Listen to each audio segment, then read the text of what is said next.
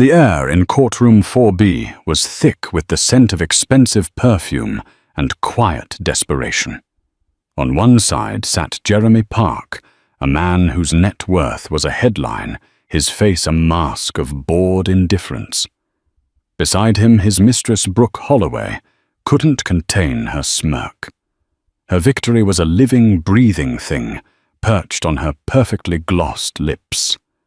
She openly cradled a hand over her flat stomach, a silent, cruel promise to the woman opposite them. That woman was Camilla Davenport Park, Jeremy's wife. 8 months pregnant, she was the picture of a woman discarded. Her husband's lawyer had just called her claims the hysterical demands of a hormonal, soon-to-be ex-wife. The room expected tears. They expected her to break. But they didn't know Camilla. They didn't see the steel in her spine or the file folder resting beneath her hands. A folder that held a truth far more explosive than a simple affair, a secret that would not just end a marriage, but obliterate an empire. The gavel fell with a sharp crack, a sound that seemed to physically strike Camilla. Judge Margaret Wallace, a woman whose stern expression had been carved by decades of witnessing human fallibility, peered over her spectacles. "Mr. Harrington, you may proceed with the initial settlement offer." Robert Harrington rose a shark in a $4,000 suit. He was Jeremy's lead counsel, a man known for grinding opponents into dust and billing by the minute. "Your Honor, my client, Mr. Park, is a man of considerable generosity. Despite the unfortunate circumstances and the emotional nature of Mrs. Davenport Park's claims, he is prepared to offer a one-time payment of $5 million, the deed to the Aspen condominium, and a monthly alimony of $25,000 for a period of 24 months. A murmur rippled through the public gallery, a mix of shock and envy. To them it was a fortune. To Camilla it was an insult spat in her face. $5 million was what Park Global Enterprises spent on a corporate retreat. The Aspen condo was where Jeremy had first taken Brooke. The alimony was a ticking clock designed to run out long before their child would even start grade school. Camilla's gaze drifted from her own lawyer, the calm and collected Audrey Klein, to the opposing table. Jeremy wouldn't look at her. His focus was on a spot on the wall just above the judge's head, as if this entire proceeding was a minor inconvenience, like a delayed flight. But Brooke was looking right at her. The Mistress was a masterpiece of curated perfection. Her blonde hair fell in effortless waves. Her dress was a shade of crimson that screamed for attention, and on her left hand she wore a diamond ring so large it looked like a weapon. It was not an engagement ring. Jeremy was still married after all, but a promise ring, as the gossip columns had gleefully reported, a promise of the future that had been stolen from Camilla. Brooke's smirk widened, and she subtly shifted in her seat, one hand protectively, performatively on her abdomen. The message was clear. I'm next. I'm the new model. The real mother to the Park dynasty. Camilla felt the baby kick a sharp, insistent reminder of the life she carried, the life Jeremy was treating as a line item on a balance sheet. Her own hands, trembling slightly, rested on her swollen belly. She remembered the day she told him she was pregnant. He had been distant for months, a ghost in their 20,000-square-foot mansion. He'd smiled, a brief, fleeting twitch of his lips, and said, "That's wonderful, honey." Later that night, his private jet had flown to St. Bart's. A celebrity photographer, conveniently tipped off, had snapped photos of him and Brooke Holloway, an up-and-coming actress frolicking in the surf. The caption read, "Billionaire Jeremy Park finds true love." Her humiliation was public, deliberate, and brutal. He hadn't just cheated, he had erased her. Now in this cold, sterile courtroom, he was trying to buy her silence, to put a price tag on 8 years of her life, on the child she was about to bring into the world. Mrs. Davenport Park. Judge Wallace's voice cut through her thoughts. Do you and your counsel have a response to this offer? Audrey Klein stood slowly. She was the opposite of Harrington, understated precise her power, lying not in volume, but in substance. We do, Your Honor. We reject it, wholly and unequivocally. Harrington scoffed. On what grounds? This is an exceedingly generous offer for a childless marriage of 8 years. That is incorrect, Audrey said, her voice ringing with clarity. This is not a childless marriage. My client is 34 weeks pregnant with Mr. Park's child. An allegation my client does not dispute, Harrington countered smoothly, and the offer reflects his commitment to that child's future. Does it? Audrey Klein walked slowly towards the witness stand, her eyes locking onto Jeremy. Does it reflect the standard of living? Mr. Park's children are entitled to the private schooling, the trust funds, the security, the legacy. Mr. Park only has one child on the way. Harrington interjected, his voice dripping with condescension.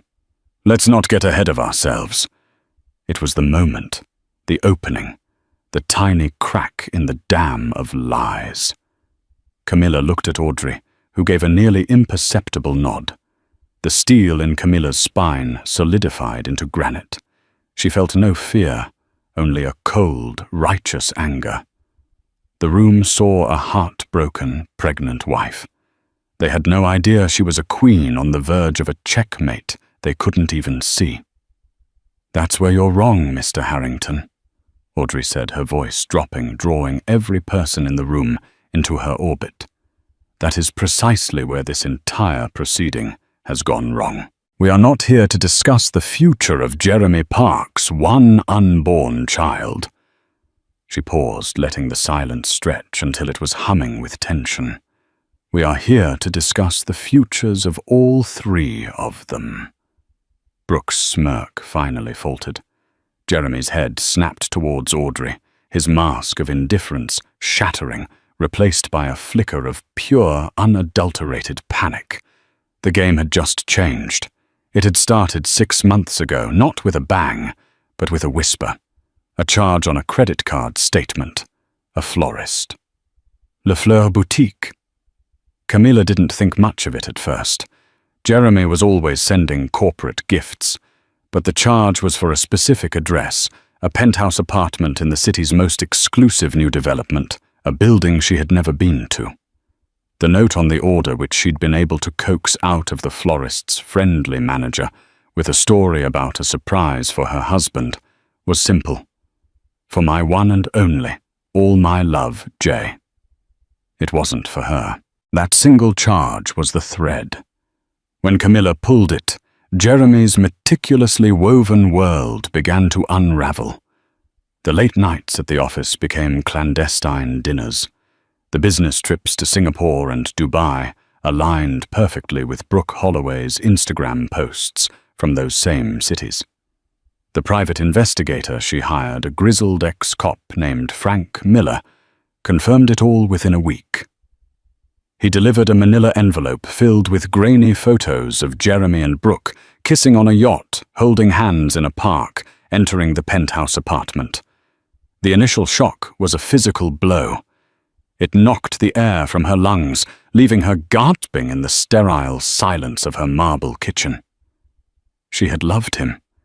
She had believed in the life they built, the future they planned. The pregnancy, which had felt like the beautiful culmination of their love, was suddenly tainted a cruel joke played by the universe. For 2 weeks she mourned.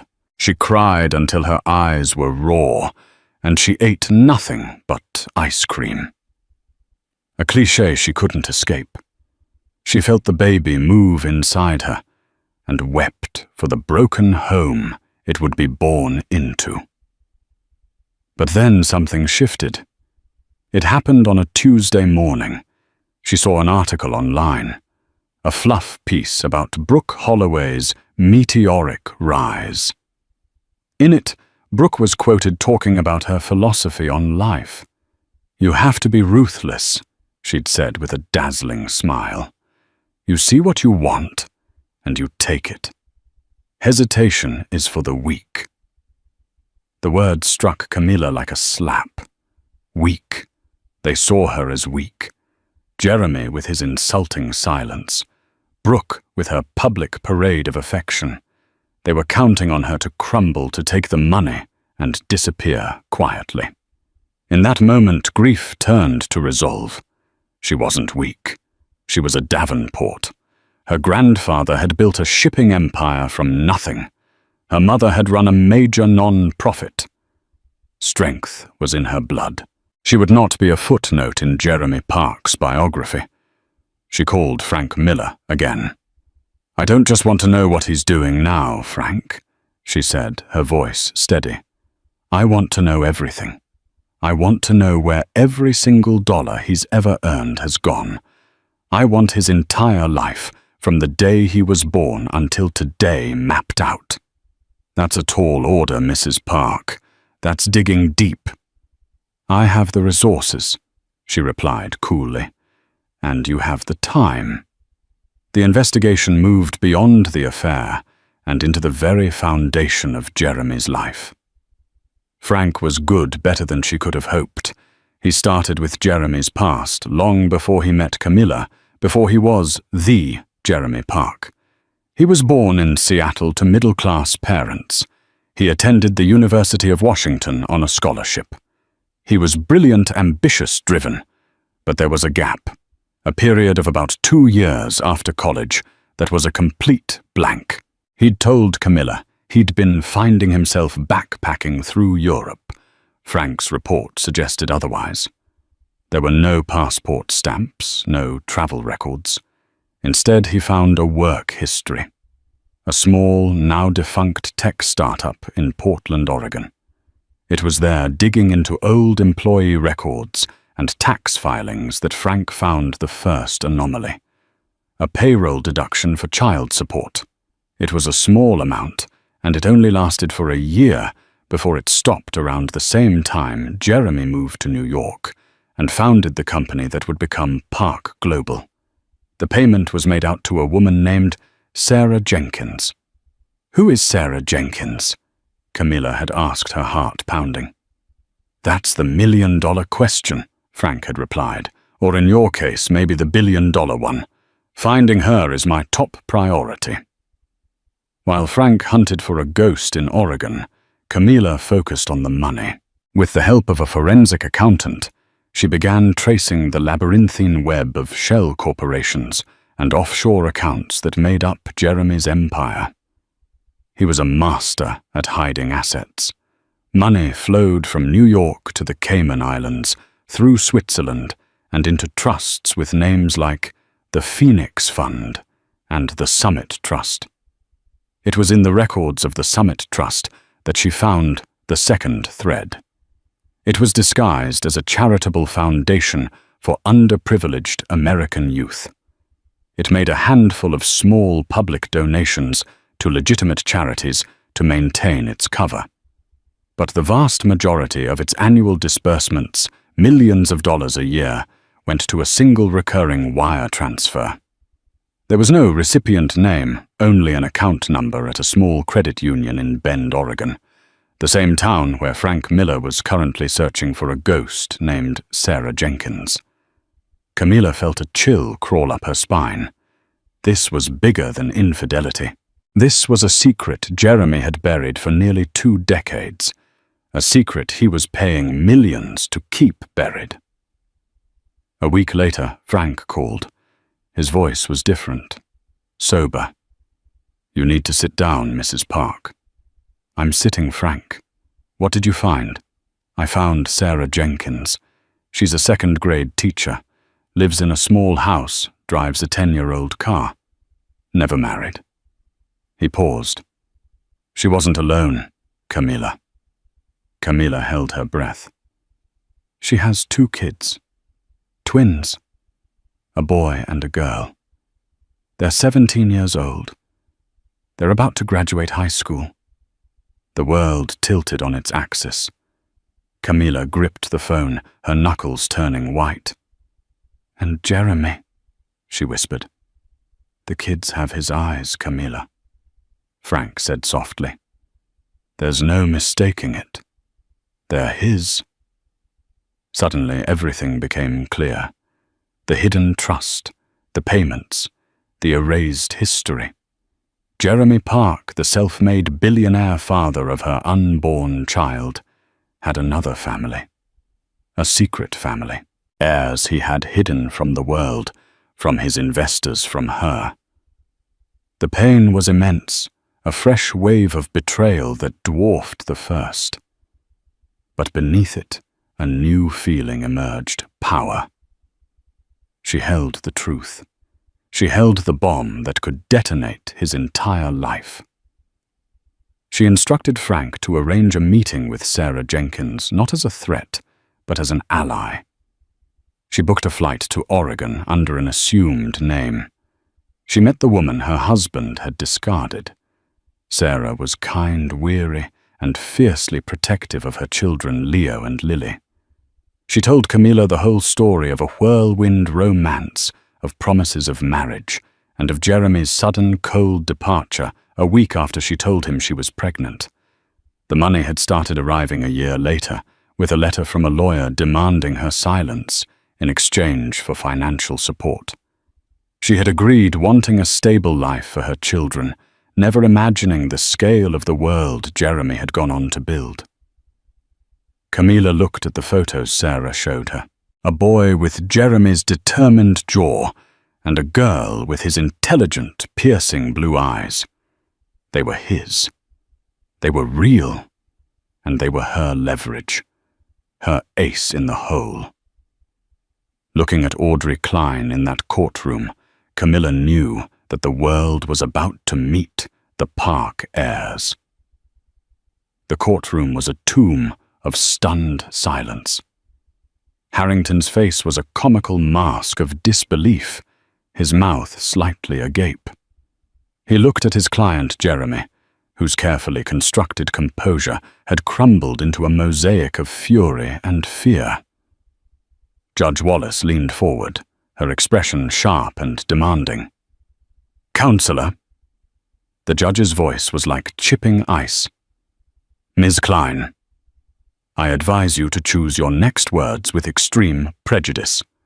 This is a court of law, not a theater for dramatic pronouncements. Substantiate your claim."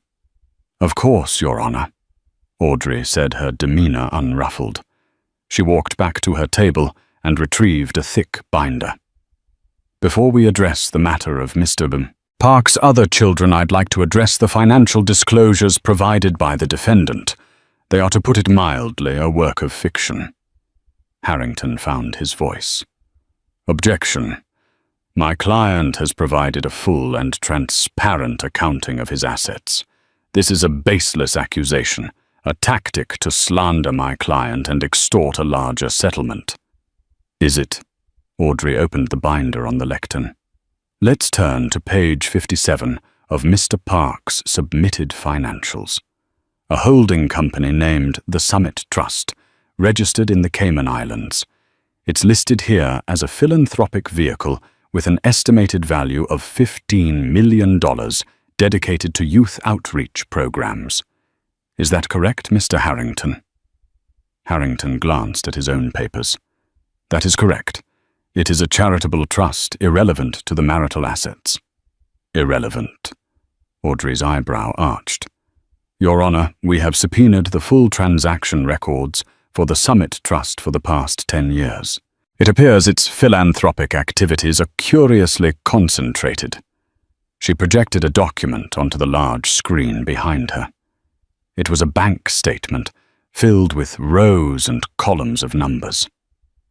"For the past decade," Audrey continued, using a laser pointer to highlight a line, "the Summit Trust has made a quarterly wire transfer of $750,000.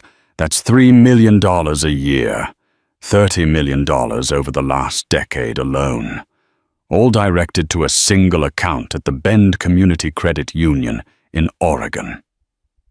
Jeremy Park went rigid. The color drained from his face. Brooke, sitting beside him, looked utterly confused. Her brow furrowed. She glanced from the screen to Jeremy, a hint of unease creeping into her eyes. This wasn't part of the plan.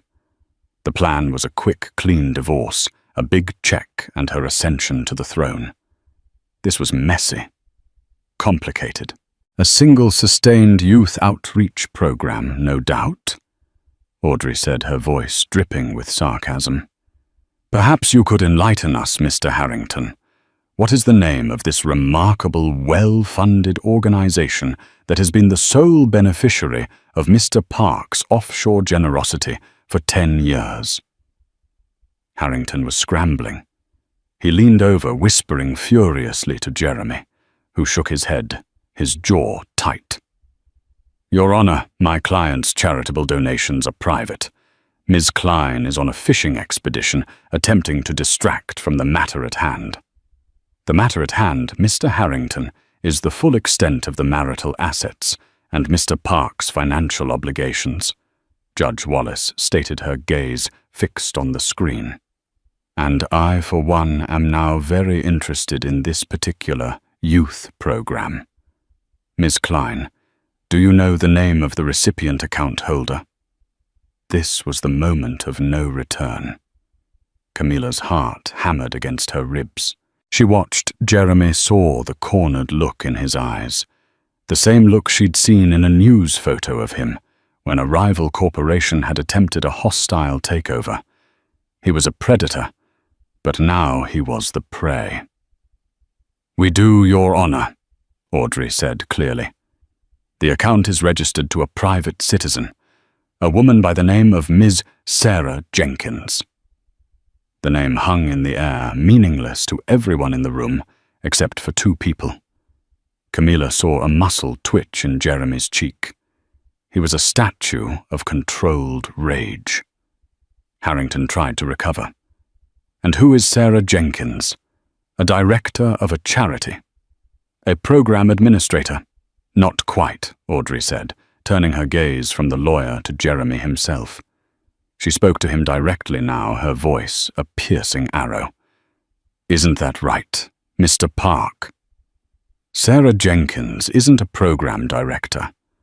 You know her, don't you? You worked with her at a company called Innovatech Solutions in Portland nearly 18 years ago. Jeremy's knuckles were white where he gripped the edge of his table. He said nothing, his silence a deafening confession. You knew her very well, in fact. Audrey pressed on, her voice relentless. So well that when you left Oregon to seek your fortune in New York, you left her behind. You also left behind the consequences of your relationship. Objection! Harrington roared, jumping to his feet. This is character assassination. It has no bearing on these proceedings. On the contrary, Your Honor. Audrey shot back, her voice rising with controlled power. It has every bearing, because the millions of dollars funneled through the Summit Trust were not charity. It was hush money. It was a secret, undeclared maintenance fund, a fund to support the children Mr. Park abandoned. The gallery erupted in gasps. The press reporters were typing furiously, their faces alight with the scandal of a lifetime. Brooke Holloway looked at Jeremy, her face a storm of confusion, betrayal, and dawning horror. The man who had promised her the world had a secret history, a secret life he had never mentioned. A life that came with children. Judge Wallace banged her gavel repeatedly. Order, order in this court. When the room quieted, she fixed her steely gaze on Audrey Klein. Counselor, you have made an extraordinary allegation. You had better have more than bank statements and innuendo to back it up. Audrey smiled a thin, grim line.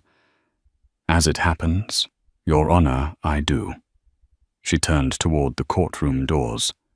"The prosecution calls its first witness, Miss Sarah Jenkins." The heavy courtroom doors swung open, and a woman stepped through. She was the antithesis of everyone in the room. While Brooke was dressed in vibrant, attention-grabbing crimson, this woman wore a simple navy blue dress that looked like it came from a department store. Her brown hair was tied back in a neat bun, and her face, though lined with the quiet worries of a single mother, held a profound, unshakable dignity. She clutched her handbag with both hands, her knuckles pale, but her steps were steady as she walked toward the witness stand. This was Sarah Jenkins, the ghost from Jeremy Park's past made flesh. Jeremy looked as if he had seen an apparition. All the blood had drained from his face, leaving behind a waxy, pale sheen. He stared at Sarah, the woman he had discarded like a rough draft, the woman he thought money had erased from his life forever. After Sarah was sworn in, Audrey Klein approached her with a gentle demeanor that stood in stark contrast to her sharp cross-examination style. "Ms. Jenkins," Audrey began, her voice soft, "could you please state your relationship to the defendant, Mr. Jeremy Park?" Sarah took a deep breath, her eyes flicking to Jeremy for a split second before settling on Audrey. "We were in a relationship," she said, her voice quiet but clear. "We met when we both worked at Innovatech in Portland. We were together for almost a year." "And what happened at the end of that year, Ms. Jenkins?" Sarah's hands tightened on her purse. I found out I was pregnant. I was overjoyed. We had talked about a future together, about marriage.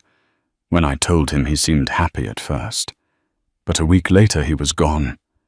He told me he was moving to New York to start a new business. He said he would send for me once he was settled. "Did he ever send for you?" Audrey asked. "No," Sarah whispered. The word was a small, painful punctuation mark on a long-forgotten story. "He stopped answering my calls.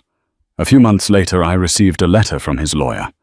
It said Jeremy would provide financial support on the condition that I never contact him or his family again, and that I never publicly identify him as the father.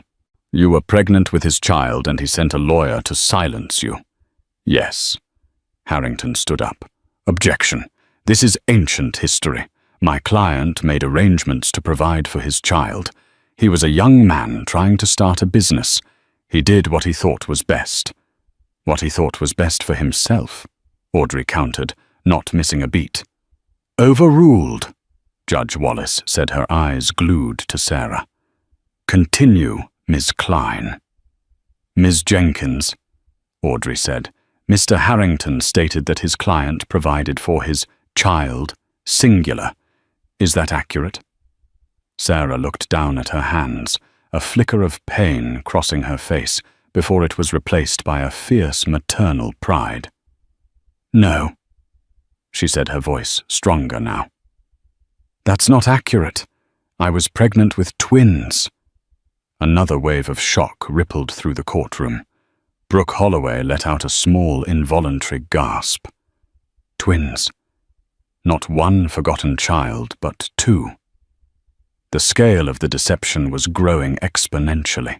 "Twins," Audrey repeated, letting the word sink in.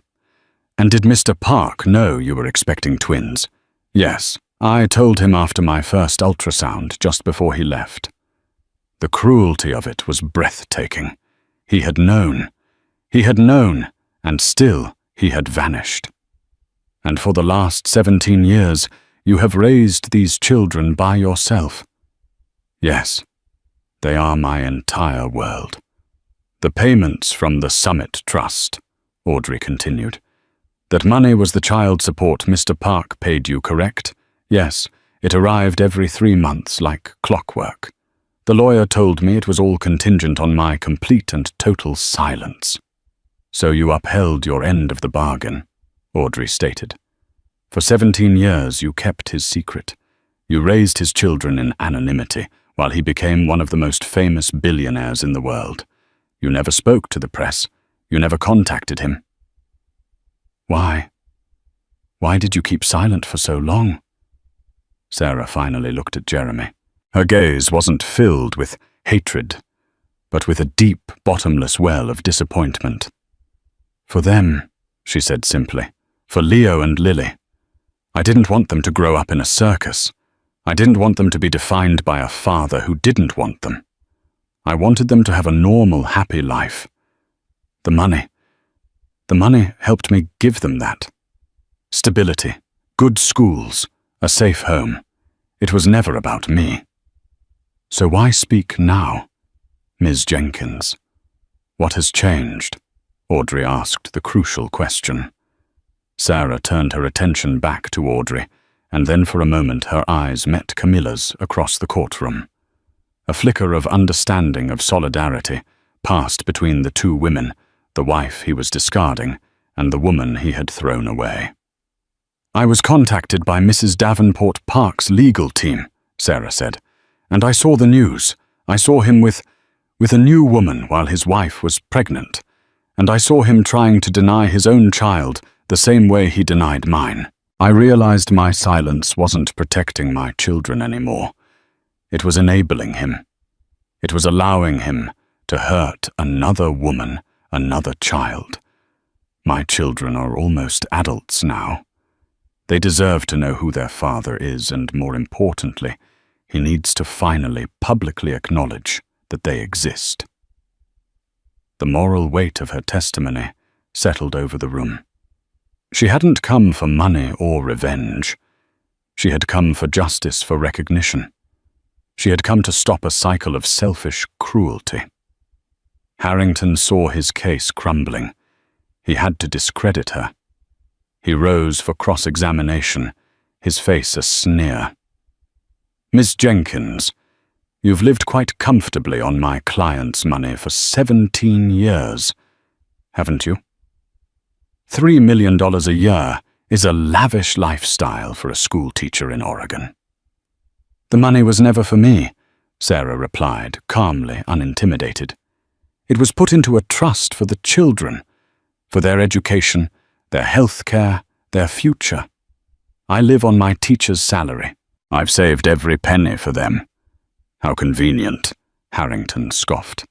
And isn't it also convenient that you've appeared now during a high-profile divorce, teaming up with the jilted wife to extort an even bigger payday? Objection, Audrey called out. But Sarah answered before the judge could rule. I have never met Mrs. Davenport Park before last month, she said, her voice unwavering. And I am not here for a payday. I am here to tell the truth. Your client has 2 children, 2 wonderful, intelligent 17-year-old children who deserve to be acknowledged. Harrington paced before her. You claim these are my client's children. Where is the proof you have a birth certificate? Of course, Sarah said, but the father's name is listed as unknown. That was part of the agreement. So you have no concrete proof, Harrington declared triumphantly, turning to the judge. Your Honor, this is a baseless claim from a woman trying to cash in. Audrey Klein remained perfectly still. Proof is not an issue, Your Honor, she said into the charged silence. We have already filed a motion to compel a DNA test, which I am certain will confirm paternity. She paused, then turned toward the back of the courtroom. But I believe we have a more immediate visual form of evidence. She raised her voice slightly. Ms. Jenkins, are your children here today? Sarah's gaze followed Audrey's to the courtroom doors. Yes, she said, her voice filled with a mother's love and fear. They are. Your Honor, Audrey announced, her voice resonating with theatrical power.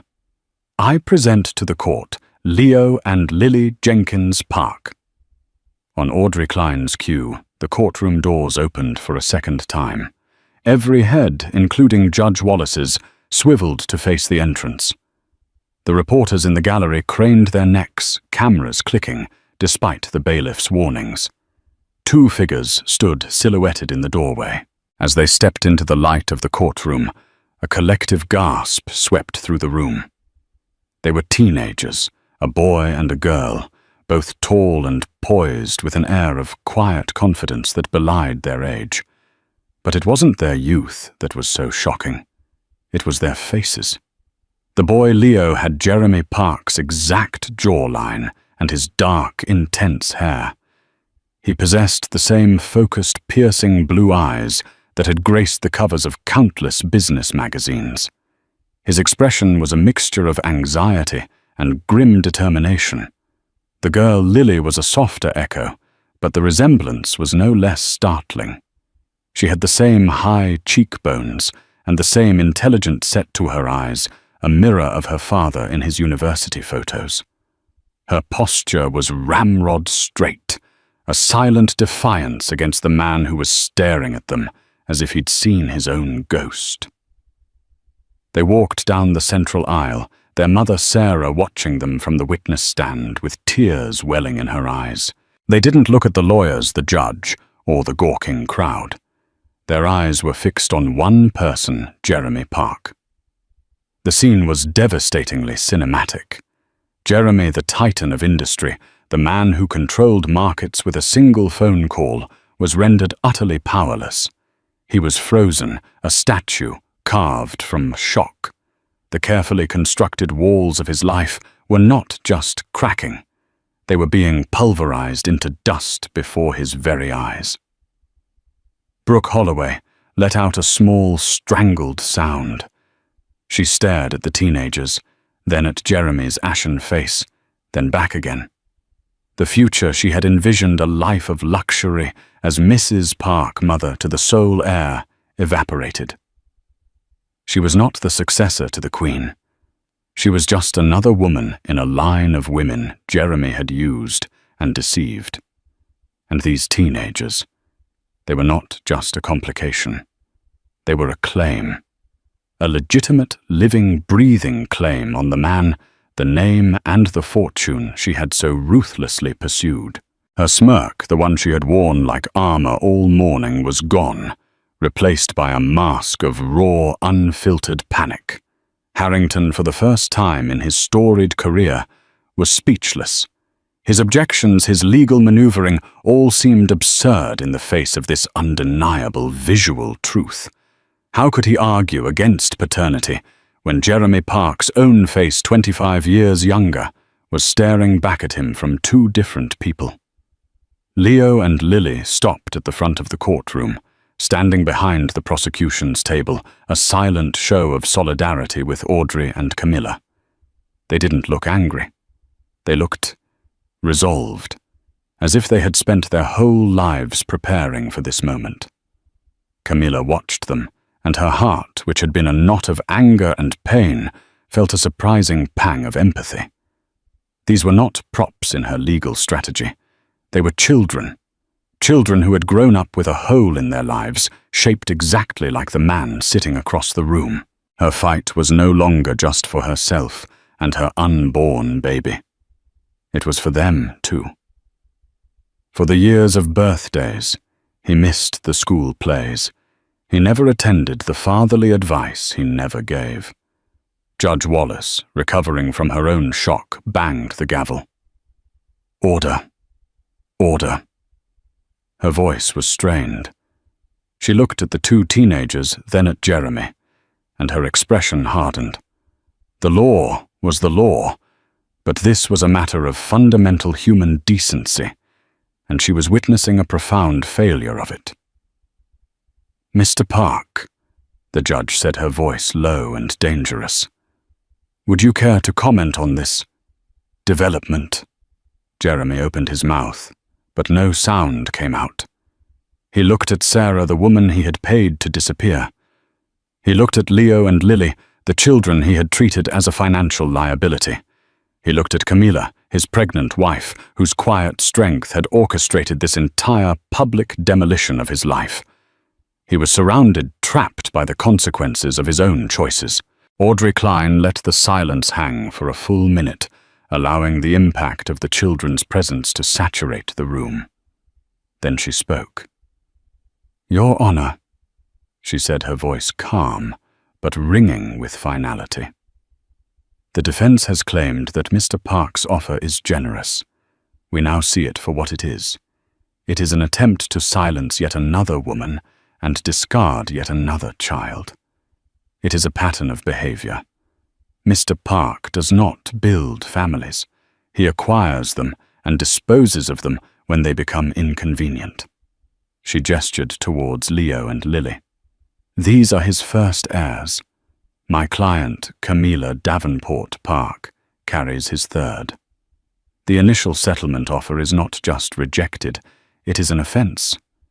We will be submitting a revised claim that accounts for all of Mr. Park's obligations, past, present, and future. We will be seeking a settlement that provides security not just for Mrs. Davenport Park and her child, but one that rectifies 17 years of negligence and abandonment towards his other children." Harrington finally stammered. Your Honor, this is an ambush. We need time, a recess to process this new information."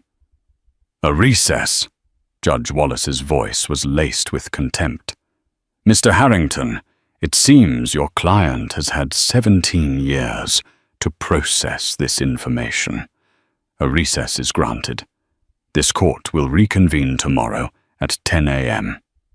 "And Mr. Park," she said, her eyes boring into him, "I suggest you get your house in order, because from where I'm sitting, it looks like a Category 5 hurricane has just made landfall." As the judge swept from the room, chaos erupted. Jeremy sat paralyzed as reporters shouted his name. Leo and Lily stood their ground, a silent, powerful indictment. Camilla rose slowly, her hand on her belly. She didn't look at Jeremy. Her gaze was on Leo and Lily. She gave them a small, sad smile, a look of acknowledgement. In that moment, they were not rivals for a fortune. They were siblings, all of them. The boy in the court, the girl by his side, and the baby in her womb, bound together by the same man's profound and devastating selfishness. The smirk was gone from the mistress's face, replaced by the terror of a woman realizing she'd bet everything on a man who was a king of lies. The battle was far from over, but the war had just been won. The recess felt like a detonation. Jeremy Park was swarmed by his legal and PR teams, who formed a human shield to hustle him into a private conference room. The look on his face was no longer shock. It was the cold, calculating fury of a cornered predator. In the hallway, Brooke Holloway confronted him, her voice a sharp, hysterical whisper. "Twins. 17-year-old. Twins, Jeremy. You told me you had no baggage. You told me she was a bitter, childless woman you were trying to get rid of." "Keep your voice down," he snarled, grabbing her arm. "This is a setup, a shakedown. They're trying to ruin me." "They are ruining you," she hissed back, yanking her arm away. "And what about me? What about us? You promised me a future. Was that a lie, too? Was I just another secret you were planning to pay off and bury?" The question hung in the air, poisoned with dawning realization. She saw the answer in his eyes. He didn't deny it. He didn't have to. The disdain on his face was enough. To him, she was an asset that had just become a liability. Her purpose to be the beautiful, fertile young replacement for his aging wife was now null and void. He already had heirs. He didn't need a new one from her. "Get in the car and go back to the penthouse," he commanded, his voice devoid of any affection. Don't talk to anyone, especially not the press." He turned his back on her and disappeared into the conference room, leaving her standing alone in the whirlwind of his imploding life. The promise ring on her finger suddenly felt cold and heavy, a shackle rather than a prize. Meanwhile, in another much calmer room, Camilla met her stepchildren for the first time. Audrey Klein and Sarah Jenkins stood by, giving them space. "I'm Camilla," she said softly to Leo and Lily. "I'm so sorry you had to do that. It wasn't fair to put you on display." Leo, his jaw tight, shook his head. "It's okay," Mom explained. "We knew it was the only way he would ever have to look at us." "He never once tried to see you." Camilla asked the injustice of it, a fresh wound. Lily spoke for the first time, her voice quiet but firm. "No. We wrote him letters when we were younger. We found his office address online. We never knew if he got them. He never wrote back." The simple cruelty of it stole Camilla's breath. This wasn't just negligence. It was a deliberate, sustained act of erasure. The meeting was brief, a quiet acknowledgement of their strange new reality. As they were leaving, Sarah Jenkins pulled Camilla aside.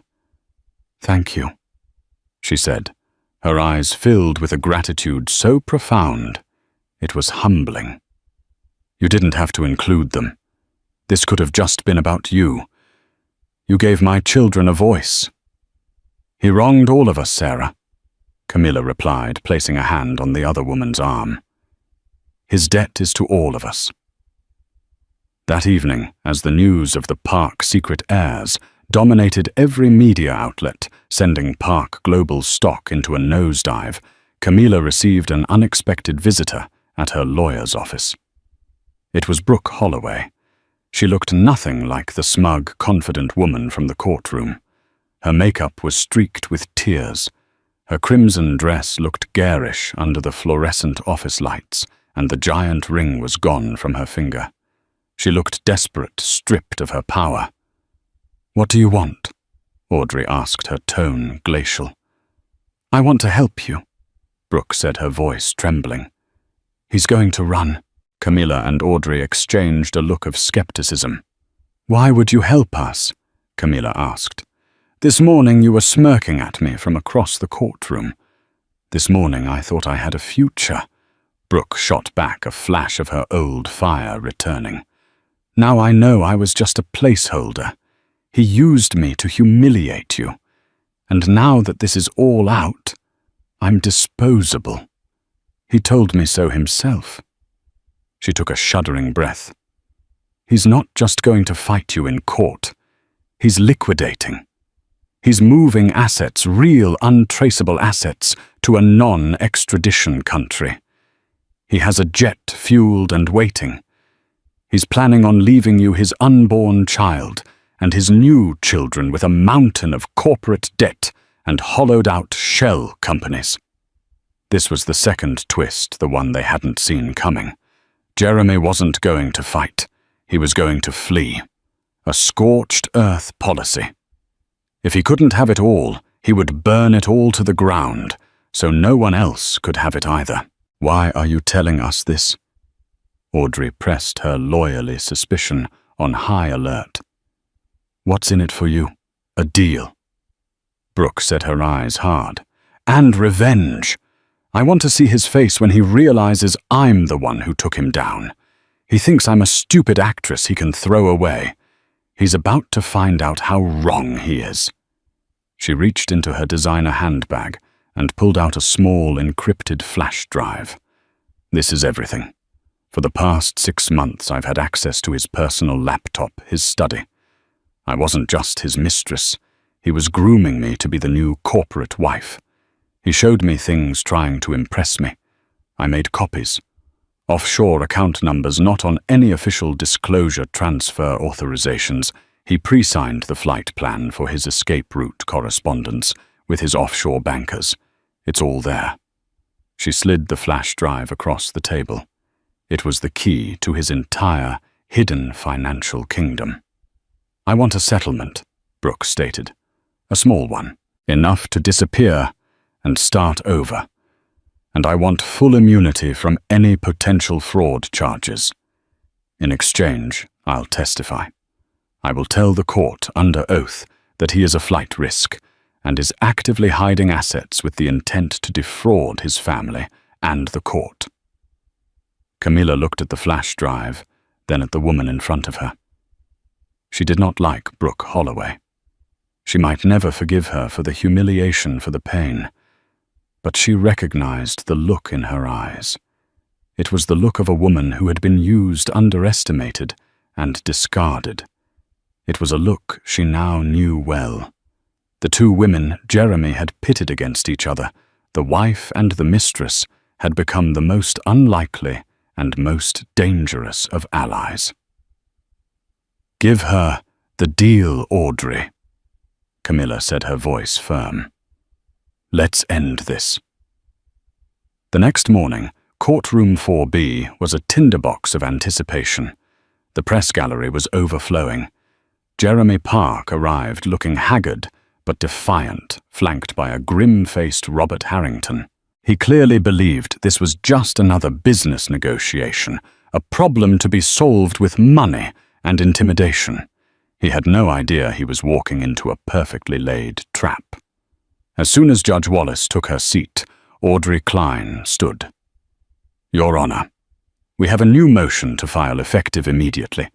We have credible evidence that the defendant, Mr. Park, is a significant flight risk and is actively engaged in the process of concealing and transferring marital assets overseas with the intent of evading the jurisdiction of this court." Harrington jumped up. "Objection! This is outrageous slander of the highest order." "Is it, Mr. Harrington?"